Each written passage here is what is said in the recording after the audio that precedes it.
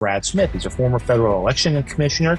He would have explained federal campaign finance law, explained that what Donald Trump did, even if all the facts are true, it wouldn't have qualified as a campaign finance violation. And yet, because of this judge's rulings, the jury never got to hear that testimony. They never got to hear that information. This Biden regime will persecute through prosecution their political opponents. That is not just a theory now. That's not just something that has happened to the Rudy Giulianis, to the Bannons of the world, to the Peter Navarros of the world. That is something that has happened to Donald J. Trump, the 45th president of the United States. We need to use official apparatuses to make sure that we can defend the Constitution, that we can actually defend the rule of law. We talk about it a lot. Now it's about action, action, action.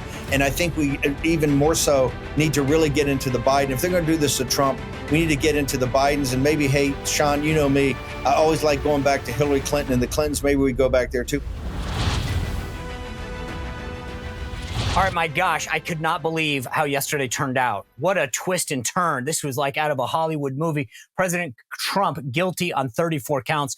Today, guys, sit back because we have the show of all shows. Steve Bannon is going to give us his reaction. Andrew Giuliani was in the courtroom. He's at Trump Tower. We're going to hear what it was like inside both at the courtroom with Team Trump and then at Trump Tower with that press conference today. And then Zach Smith of the Heritage Foundation. He's a former U.S. attorney, assistant U.S. attorney. He's going to tell us about the road ahead legally. So much to get into.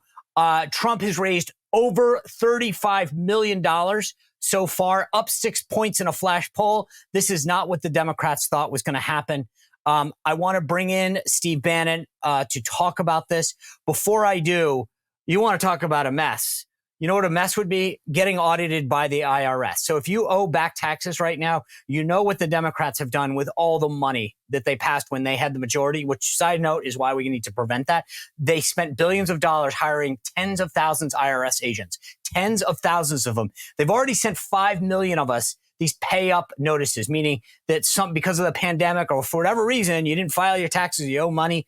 10,000, 10 million, who cares? Business, personal, doesn't matter. They're coming after you.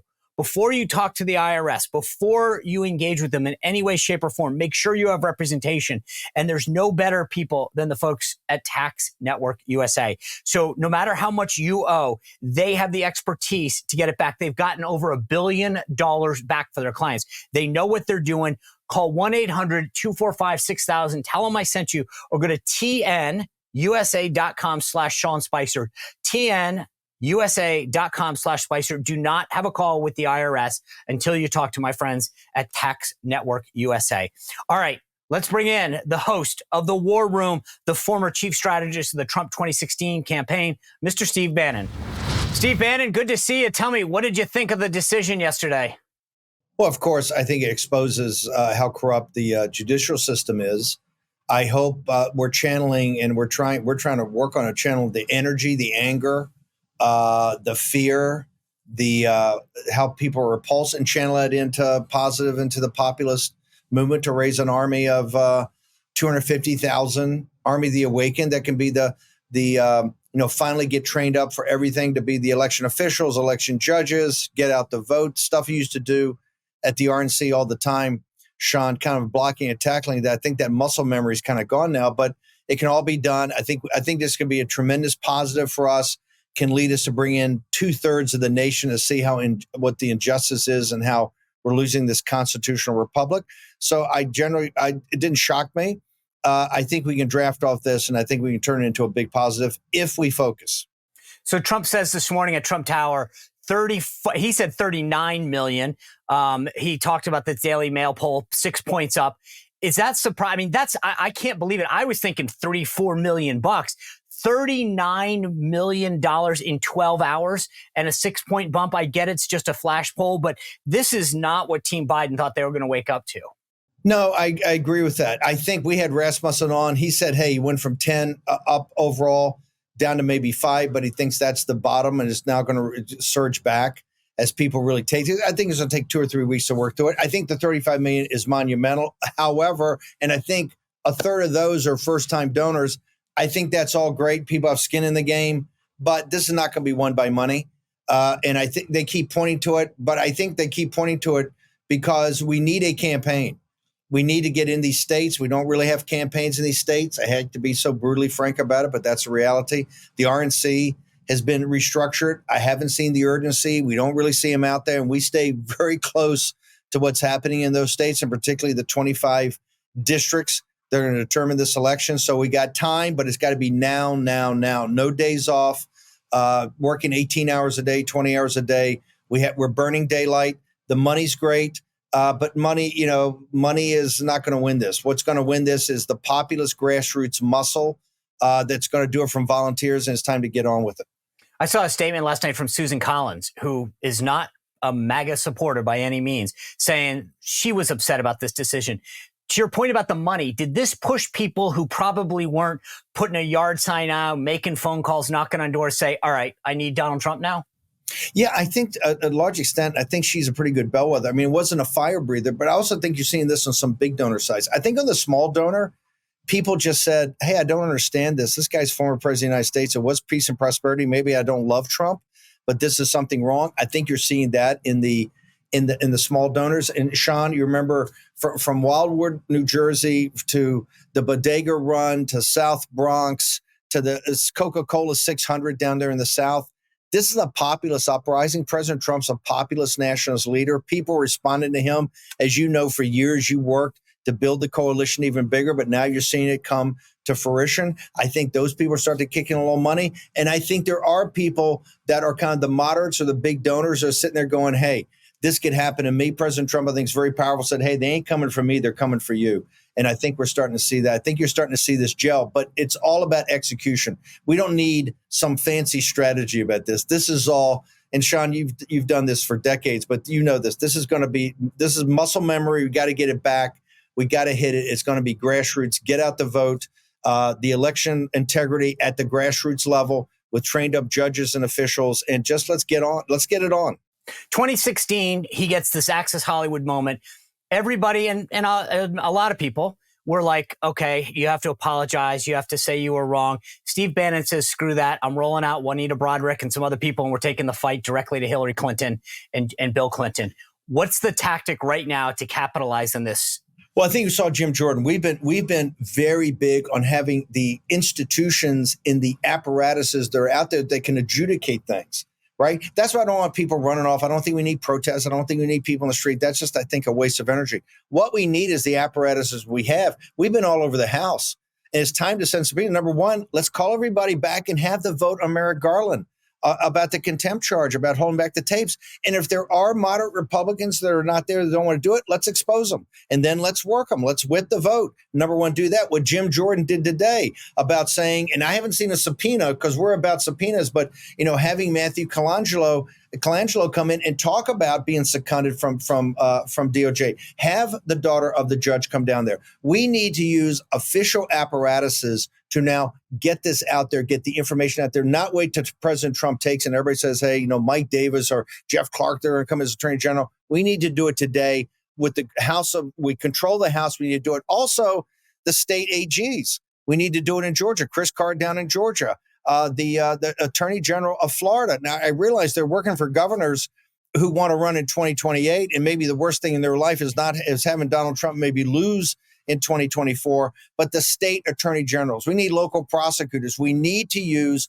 official apparatuses to make sure that we can defend the Constitution, that we can actually defend the rule of law. We talk about it a lot. Now it's about action, action, action. And I think we even more so need to really get into the Biden. If they're going to do this to Trump, we need to get into the Bidens. And maybe, hey, Sean, you know me, I always like going back to Hillary Clinton and the Clintons. Maybe we go back there too. But I think a deep dive on Jill Biden. There's a lot there that was in the laptop from hell. The laptop from hell has already been used in a federal court, so we know it's not Russian disinformation. I think we get into the diary. I think we got to get into the laptop from hell. I think we got to get into Dr. Jill Biden. We got to get into his whole family. What is good for the goose is better for the gander, and it's time that we, I think, went Old Testament. Let's go eye for an eye and tooth for a tooth. Go Old Testament. Steve Bannon, always appreciate your time. Thank you. Commander, thank you very much. Always honored to be on here. All right. That is unbelievably insightful is where we are. Andrew Giuliani, as I said at the outset, he was in the courtroom watching the verdict get read, and then he was at Trump Tower today when that president gave that press conference.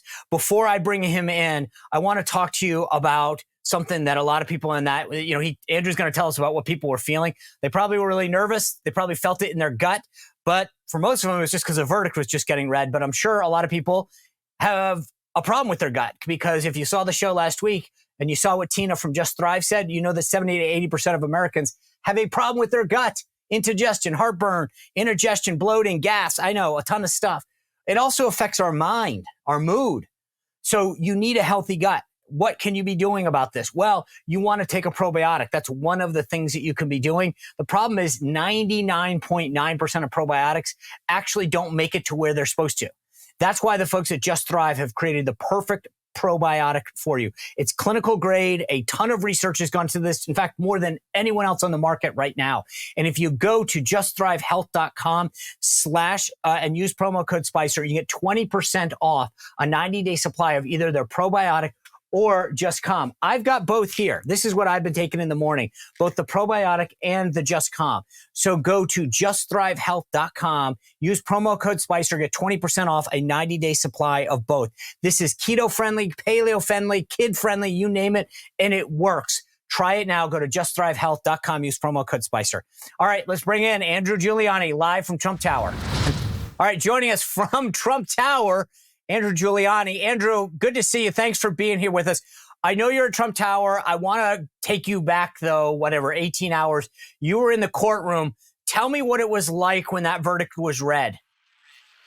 Well, first off, when the judge came in and told us about, you see reporters moving through here, Sean, when the judge came out and said that there was a verdict, call it at 4:25. I know the jury signed it at 4:20.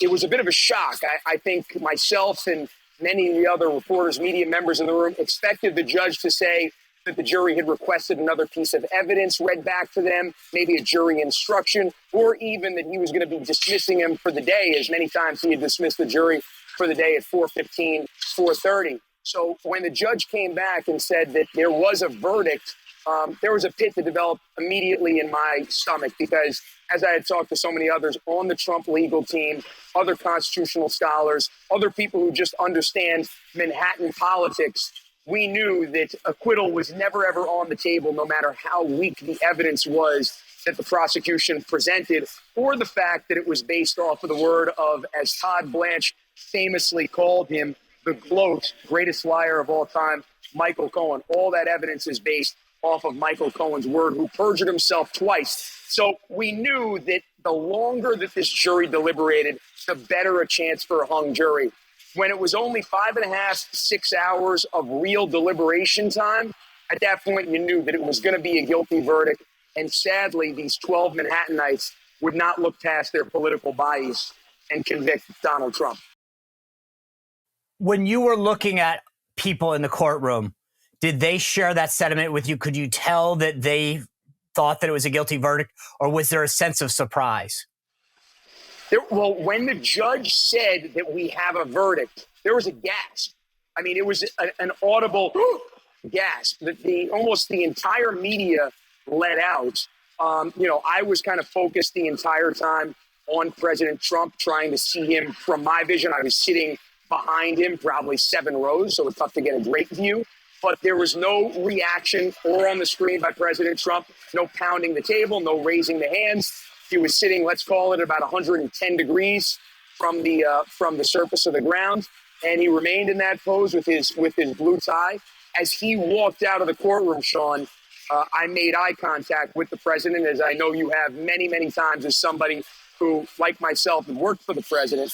And the way he looked was serious, stern, but I would say he looked resolute. He stood tall, and he looked like a man that knew that the weight of the future of this republic was actually on his shoulders now. Okay, so after that gets decided, you're talking to folks in the media, you're talking to Trump surrogates and supporters. What's that reaction like now that it's official?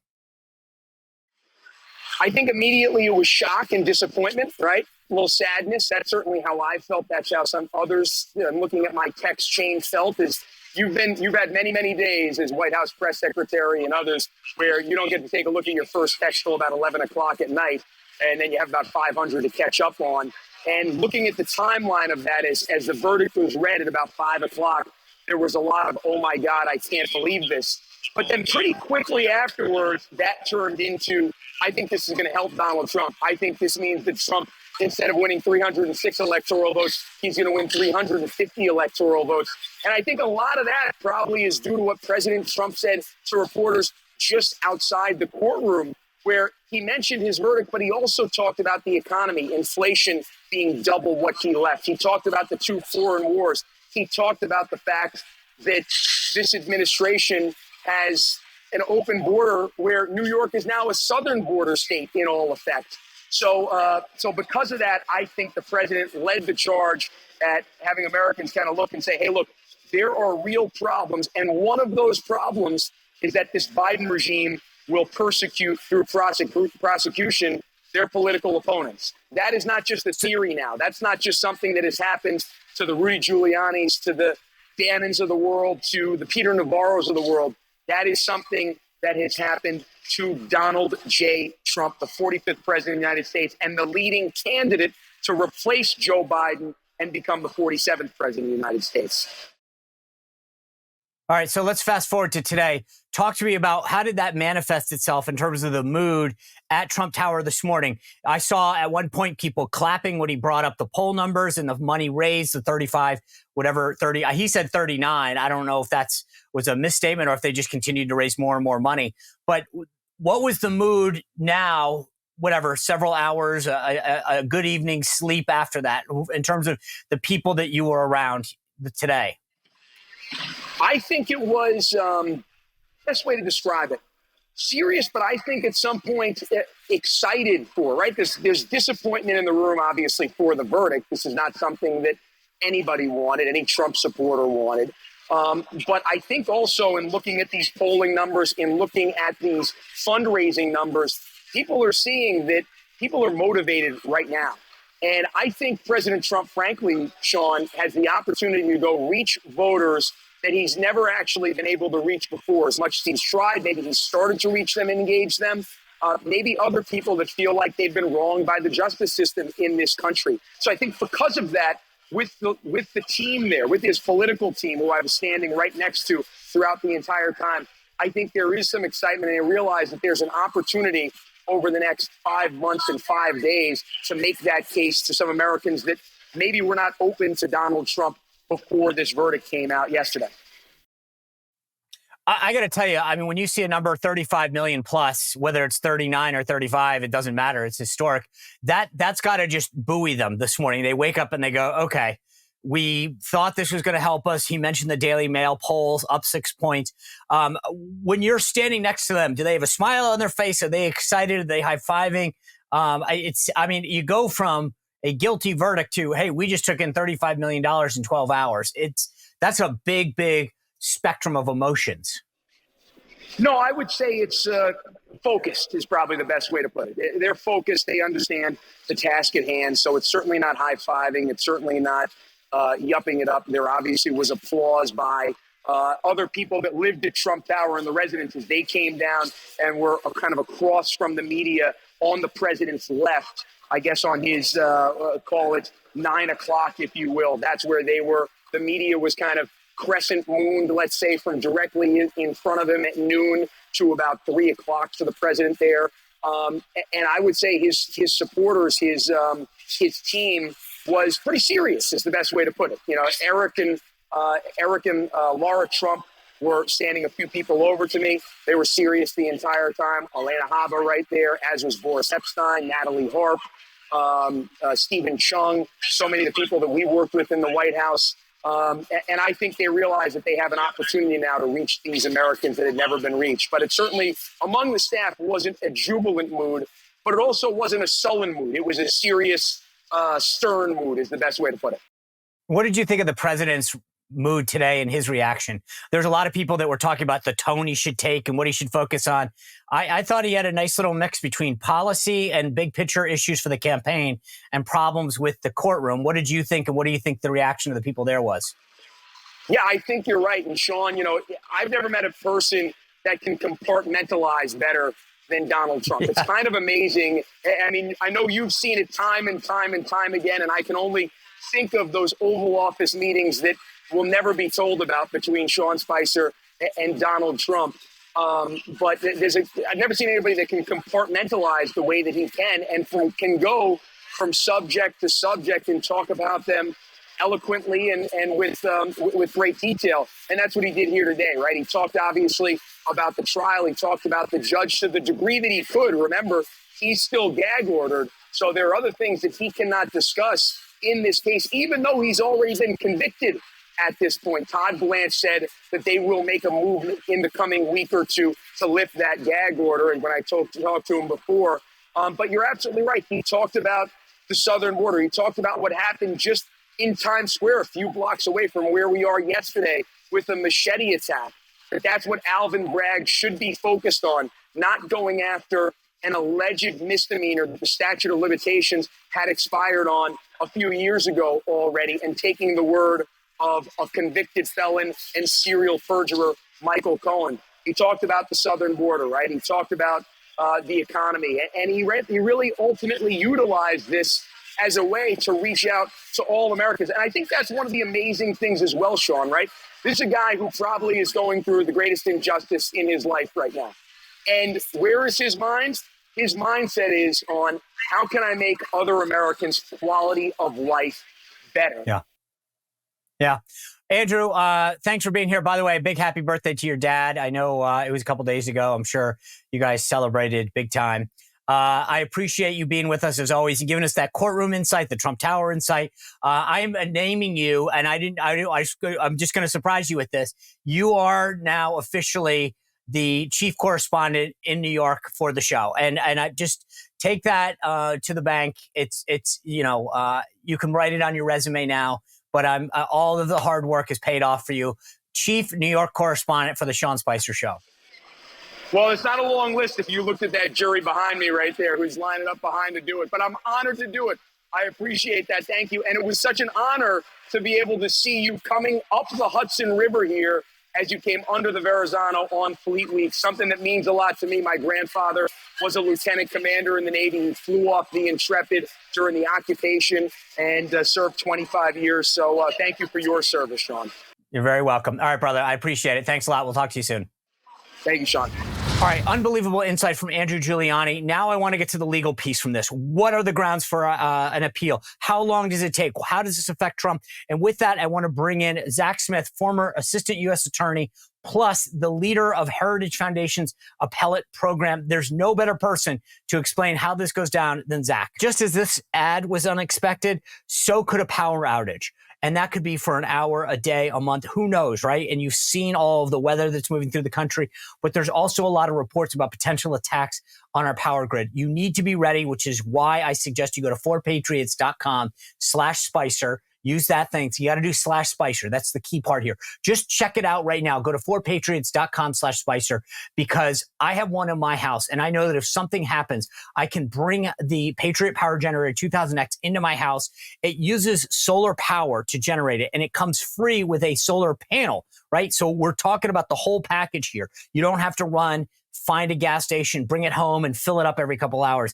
You're set with this. You can power your refrigerator, your tablets, medical devices. You take care of your kids, your friends, your family. Go to 4patriots.com/Spicer and see what I'm talking about. It's completely portable, no fumes, no noise. It runs fantastic for hours and powers all of those key things. Do not get behind the curve. Don't get behind the curve. That's what I meant. Because you will be surprised when you need it the most. And if you have a Patriot Power Generator in your house, you will be ready. 4patriots.com/Spicer. Zach, thanks for joining us. So much to break down. I want to start with an email that I got from a viewer. Her name's Stephanie, and she says, I've been watching the trial of President Trump very closely, and I'm still somewhat confused as to how the case could have even been brought. I understand that DA Bragg brought the charges for the business records forward as felonies due to their being time barred otherwise, meaning I think that's because normally it would have been a misdemeanor past the statute of limitations. But here's my problem. All of the possible underlying crimes would have taken place in 2016, 2017, which means that those are also outside of the 3 to 5 year statute of limitations. I didn't think that you could use a crime that is time barred to justify the elevation of another crime that is time barred. Am I wrong, or is this whole case illegally brought? Zach, what do you say? Well, look, I think your viewer is right to be confused about these charges and how these underlying supposed offenses play into this entire scenario. You know, from the outset, we've always said that the exact nature, the exact theory that Alvin Bragg is pursuing is somewhat murky. It's not very clear. After the judge instructed the jury about the applicable law and his view on Wednesday, about what they had to decide, what these underlying offenses could be, it didn't really clear things up much. And I think it plays into the idea that this is a very novel legal theory Alvin Bragg has pursued. It's a very confusing legal theory he's pursued. And frankly, I think it tees up many, many appellate issues for Donald Trump and his legal team on appeal. All right, so let's go back to two words you used, novel and unique. Is it rare? Is it like completely novel and unique, meaning you've never seen this before in your legal career? I wonder, because everyone keeps talking about can't be above the law. And I'm thinking to myself, okay, he's not above the law right now. I think they're making up law, but I'm not a lawyer. Well, I've also heard someone say you can't be above the law, but also you shouldn't be below the law either. Right. And I think if we zoom out to the 40,000 foot perspective, it should be obvious to anyone that if the defendant's name in this case wasn't Donald Trump, these charges never would have been brought. And that's particularly true when you consider that Alvin Bragg is a rogue, Soros-supported prosecutor who ran for office and on his first day in office implemented policies basically saying that he wasn't going to pursue most misdemeanor offenses, many low-level felony offenses as well. And yet, in this case, he spent massive amounts of time and resources pursuing these charges against Donald Trump. Okay. The president in his press conference today said that he booked this as a legal expense. I paid Michael Cohen. He kept saying over and over again, who was then a full-fledged attorney, because obviously he's lost his law license. What should he have booked it as? I don't get that, because my answer is he paid a lawyer who sent him an invoice for legal services, I think Cohen called it a retainer. What should it have been booked as? Well, here's the issue, Sean. And I think this was part of the problem in the trial is that the judge throughout the course of the trial made many rulings which really hampered Donald Trump's ability to present his defense. And one of the witnesses that would have testified at the trial was Brad Smith. He's a former federal election commissioner. He would have explained federal campaign finance law, explained that what Donald Trump did, even if all the facts are true, it wouldn't have qualified as a campaign finance violation. And yet, because of this judge's rulings, the jury never got to hear that testimony. They never got to hear that information. Zach, here's the thing. I was on the campaign in 2016. Hillary Clinton funded the Steele dossier through a law firm. The Federal Election Commission fined them for that, right? So number one, there is precedent for saying something was booked as a legal offense improperly, but that jurisdiction would lie with the Federal Election Commission, who passed on this. They didn't think there was something there. So why is it somehow in Alvin Bragg's jurisdiction to decide something that the Federal Election Commission looked at, had found Hillary Clinton's campaign theoretically guilty of, and then didn't find the same with Donald Trump's? Yeah, but this goes back to what we were talking about earlier, Sean, with the novel legal theory. And I know I've said that before, but it really goes back to you essentially have a state prosecutor trying to use a federal offense, which, as you mentioned, the federal authorities charged with enforcing those laws declined to pursue charges. Yet you have him using that offense to essentially elevate these charges from misdemeanors into felonies. Now, in terms of Hillary Clinton receiving that fine, that is true, of course. But in this case, there's also precedent. Jonathan Edwards, think of his case as well, where there may be other reasons that someone would choose to settle a case out of court instead of going through and litigating it or having the facts become public. And anytime someone does that, does not automatically mean that it would qualify as a campaign finance violation. That's true. I forgot about John Edwards down there in North Carolina running for vice president at the time and covered up that whole affair. And I think that his the person who was having an affair with had a baby, if I'm not mistaken. That's right. Riel something or other. God, this tells you what a political dork I am. So the president in the press conference laid out some of the issues for appeal, right? He brought up not allowing former FEC chairman Brad Smith to testify, which you just noted. Some of the conflicts of the judge. What do you think? Do you throw the whole, everything against the wall when you file an appeal? Are you very specific? Like, how do they put this together right now? Well, obviously, I think you want to lead with your strongest issues. That's common appellate practice, but I think you need to raise all of the issues during the trial, and there were many. In addition to the ones that you just mentioned, there could also be issues with the judge's jury instructions, what he told the jury the applicable law was in the case. Those were very problematic.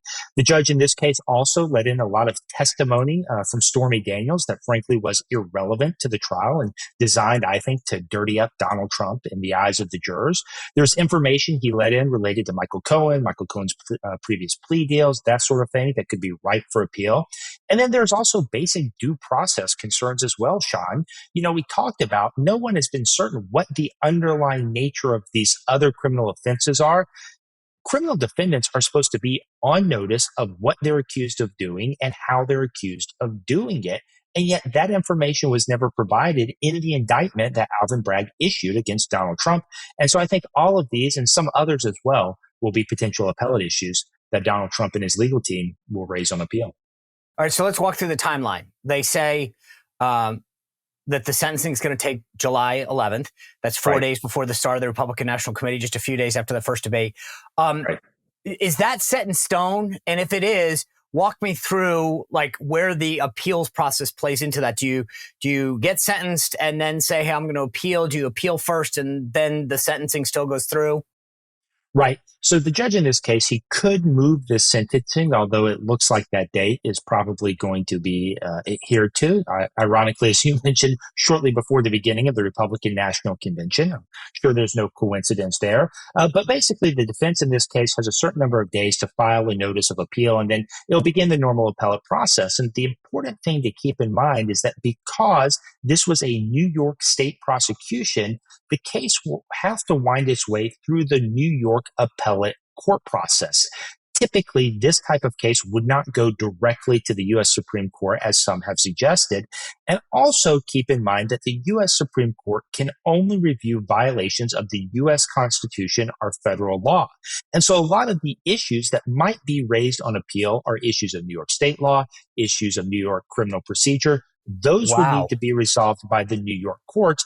Of course, the due process concerns, some of the other federal constitutional concerns that may be reviewed, the U.S. Supreme Court could, of course, review those. Well, okay, so that's a lot. I didn't realize that. That's an important note right there because, okay, let's just stop for a second then and go back to the timeline question I asked. So he will file this appeal, but the judge will still sentence him. Is that fair? Yes, I would expect this sentencing to move forward unless he asks the appellate court for some type of stay of proceeding while the appeal plays out. I doubt they would grant that. And so I would expect to see, all of the mechanisms that typically involve a sentencing. There's typically a report prepared, a recommendation made to the judge. I would expect all of those types of things to continue in motion so long as this July 11th date remains on the books. Okay, so the New York, I know everyone's talking. I mean, this is why what you just said about the appeals process is so critical. The New York Appellate Court are the same people who decided the redistricting and the maps that New York is playing with right now. These people are not friendly to Republicans. So I hate to say it, you may not have liked the Manhattan court, but I don't know that you're going to like the appeals court any better here in New York. What does that portend for Trump? Well, certainly, I think it's a frank admission that Donald Trump may be facing a hostile bench here, a hostile appellate court. But even still, keep in mind the New York appellate courts recently overturned several convictions of Harvey Weinstein. Certainly not a popular defendant anywhere, but particularly in New York as well. And so there is some hope that these judges would faithfully apply the law. But again, Sean, the U.S. Supreme Court could step in and review some of these fundamental constitutional violations that I suspect Donald Trump and his legal team will raise during just this explain process. that to me real quick. So let's say hypothetically there's 4 issues. 2 are federal, 2 are state.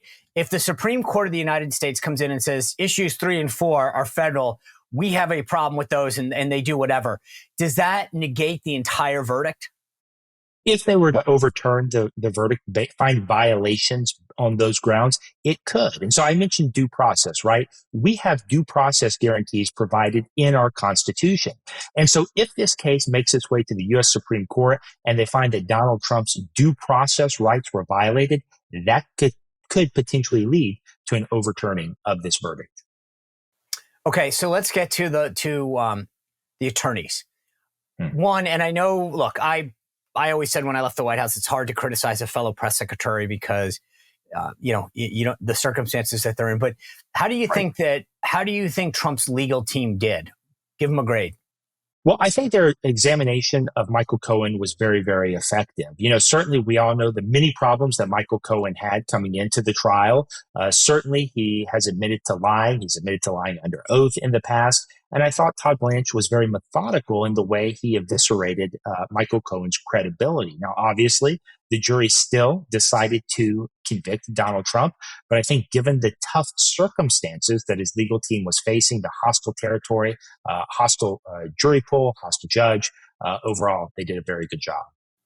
Okay. It's interesting because Trump, in a lot of previous cases, has taken issues with his attorneys after the fact. I wonder how that's going to go. So that being said, is it smart for Trump to, and I don't understand this process. I know you've got a lot of experience at the appellate process. Do you go in and get a new team? Do you call in a new pitcher? Or do you stay with the team that's on the field? Typically, there are lawyers that specialize in the appellate process. And so I wouldn't be surprised if you see someone else taking over the lead to kind of handle the writing of the briefs, the issues on appeal. Oftentimes, legal teams even have an appellate specialist embedded during the trial. I don't know if that was the case here, but certainly I would expect someone who specializes in the appellate process to step in and take the lead on these appeals. Okay, so we've heard before, right? He can still be president. He can still take office. The unique thing about this case and the Georgia case in particular are they are state cases, and you can't pardon yourself. So let's hypothetically play this out, because I am concerned about the appellate court in New York. Let's say that they don't overturn this stuff and the judge sentences them to whatever. Are there restrictions? I get that he can still technically serve as president of the United States. Right. How cumbersome should he, or how worried should he be about the sentence? Well, look, Sean, I think we've said a lot during this process that we're in uncharted, unprecedented territory. And that would certainly be true if Donald Trump is elected president once again. I think there are very good arguments to be made that essentially any restrictions that the New York state courts would place on him as a result of this conviction should be stayed during the pendency of his presidency, because they would interfere with his Article 2 duties to function as the president of the United States. But we have to wait and see. But I suspect those would be the types of arguments made should it come to that point. Going back to the timeline for a second. So they file these briefs to appeal. The judge sentences him. Considering the timeline between now and the election, is this something that's going to take months, potentially years, or is it something that could be resolved by the time the election rolls around?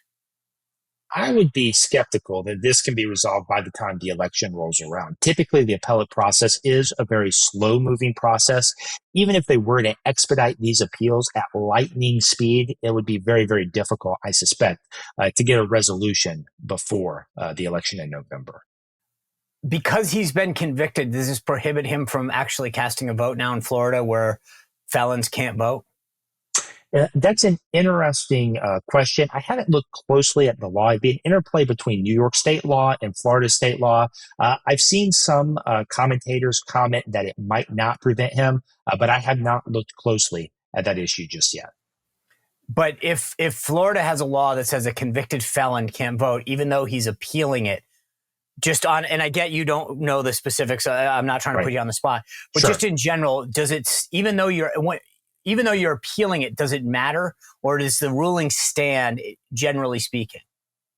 Well, typically, how it works in a criminal trial is the jury will issue a verdict, but then the formal entry of your finding of guilt, your adjudication of guilt, typically takes place at the sentencing. So even though the jury has returned the verdict right now, if New York criminal process works like it does in many other places, that final adjudication of guilt has not taken place yet and will not take place until the sentencing. So the jury's returned its verdict. But as of right now, that final guilty entry, that adjudication of guilt, has not yet been entered. And that's where some of the wiggle room, some of the play in the joints may come into focus.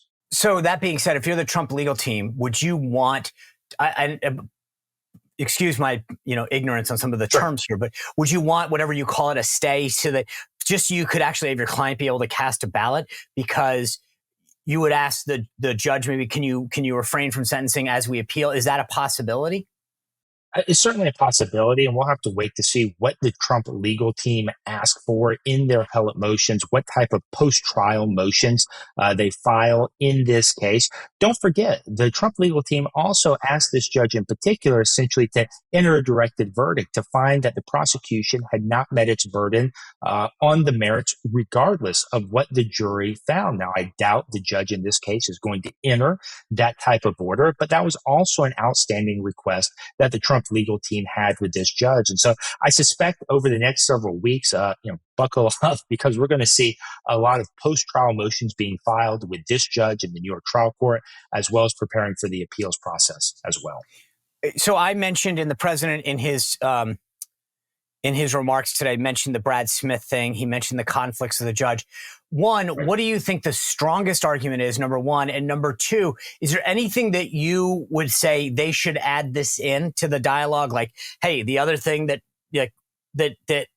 whether it's the jury instruction, is there anything that's missing in the dialogue that would be a good grounds for appeals? Well, I think I think Donald Trump hit the nail on the head when he was talking about kind of the murky nature of the underlying charges, the fact that all of the jurors didn't need to be unanimous in deciding what that supposed underlying crime was that he was convicted of. Maybe it was these federal campaign finance violations, which, by the way, might not even be illegal, even if all the facts are true.